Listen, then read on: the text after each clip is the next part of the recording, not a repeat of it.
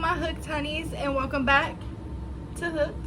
If you're new here, my name is Leanne, and Hooked is basically where we talk about some true crime stories and do some crochet projects together. And on today's episode, we will be crocheting a bandana shirt. We will also be talking about the Tilley couple, who after 20 years of marriage, the Tilley's relationship ended in the most horrific way. So let's go ahead and light this crochet candle and get into this story.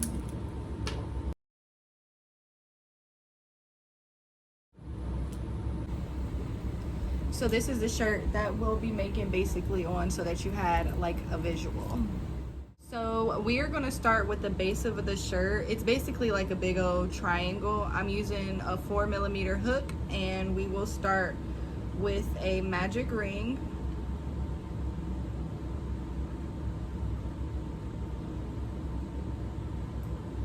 Chain 4.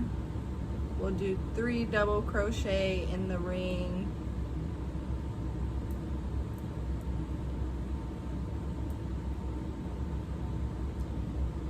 Chain 2. Another 3 double crochet in the ring.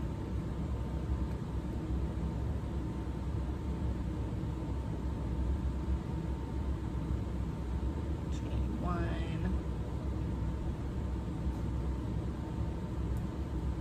And then 1 double crochet in the ring.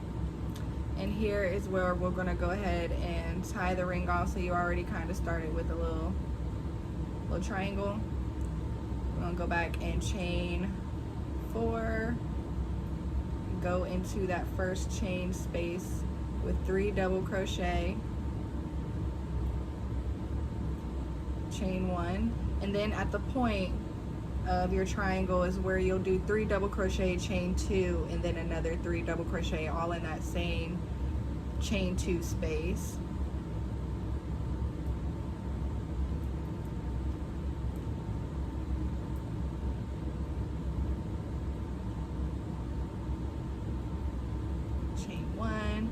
And then in this chain 1 space, you'll do 3 double crochet.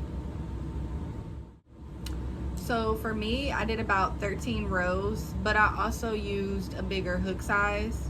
I just know I needed it to measure 26 inches wide along here, right? So it'll fit all the way along here. As a matter of fact, do y'all just want to see me in it? Right? So this is with it on. I lined it with like a black fabric right through here so that you couldn't see no goodies, because don't nobody want that. I was thinking about adding something through like right here so we can kind of help keep it up, so I don't gotta worry about keeping it pushed up. But yeah, and we back.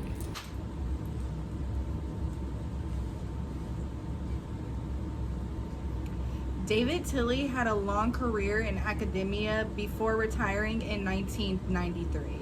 During his career working at Knox College in Illinois in the 1980s is when David met Hope, who was a student at the college.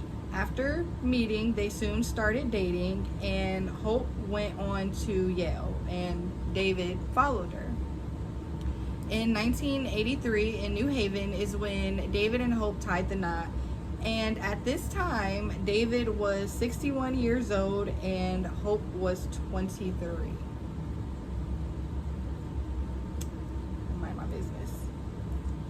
Hope had multiple jobs, including teaching, tutoring, and volunteering. And she and David also had a couple of businesses together. They published a newspaper article together called the Sawmill Press. They had a restaurant, and they also owned a pet store. None of these businesses, unfortunately, worked out for them. They ended up running out of money, and that is what caused their businesses to go under. Hope went for another one of her master's degrees at OU in Athens, Ohio. She then found work in special education in the neighboring school district. It's not really reported when Hope started to lose control of her anxiety, but it's very clear that it increased during the marriage, and eventually Hope was scared to drive and even scared to eat. We are talking about a very severe case of an anxiety disorder. Her biggest fear was that David would die before her, and I mean, he was 37 years her senior, and David had a couple of health problems himself. Shortly before Hope's death, David had one of his legs amputated because of complications with his diabetes. He was also losing his hearing, and his vision was like very, very bad. Hope felt like she couldn't take care of herself without David, which I can see where she was coming from with that because of the concern of her growing anxieties. But there is always help, like always help. Hope also had some health issues herself, which caused her to need medication, and the cost of these medications were another thing that were really just kind of stressing her out and causing more anxiety. And even though David helped the best he could, it wasn't really enough, basically. David said that Hope was in pain and that she needed him to end it. He says that most of Hope's fears were of medical professionals, psychotherapy, and medication. So David thought the best thing that he could do was to finish her life before it got out of control. David claims Hope said she didn't think she could do it herself, and that they had both agreed that David would be the one to do it. She would leave notes to David stating how she didn't want to be alive anymore, and would daily ask David, "Why am I still alive?" in like an angry tone. She didn't want to know. She wanted David to just do it and not tell her or give her any warning. All of these claims are from David himself, so whatever. But in my opinion, David should have gotten her help as soon as possible, as soon as he seen the slightest thing. And with the condition that Hope was in, it was only a matter of time before she was able to convince David of taking her life. Also, I don't care how much someone begs me, I am not going to put a gun to their head in their sleep and shoot them. And on September 23rd in 2010, that is exactly what David did to his wife of 20 years, Hope Tilley.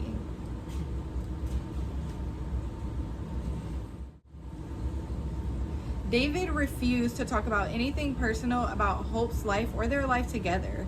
He didn't give any specific details on Hope's mental state leading up to her death. Now, the notes that I talked about earlier that were left around the house were found by police during their police investigation when they searched the house, but they were never made available to the public, so we're not 100% sure exactly what those notes say. We just have David to go off of.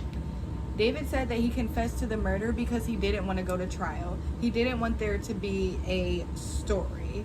He didn't know how much time he had how much longer he had left on this earth, and he was prepared to spend the rest of his time without Hope. He was prepared to die in prison, and the little money that he did have saved up was donated to charities that both he and Hope believed in and supported. So because David confessed at a closed case, he was swiftly taken to prison, where he'll probably die. And no one really, honestly, no, we don't really, I've tried to look it up. I've tried to find out, where exactly he was. I can't even tell you guys if this man is alive or anything. So that part kind of sucked, but it's okay. I do want to know you guys' thoughts. Do you believe David wasn't in the wrong for taking his wife's life because she asked? Or do you feel David could have done more to help? Leave a comment and let me know.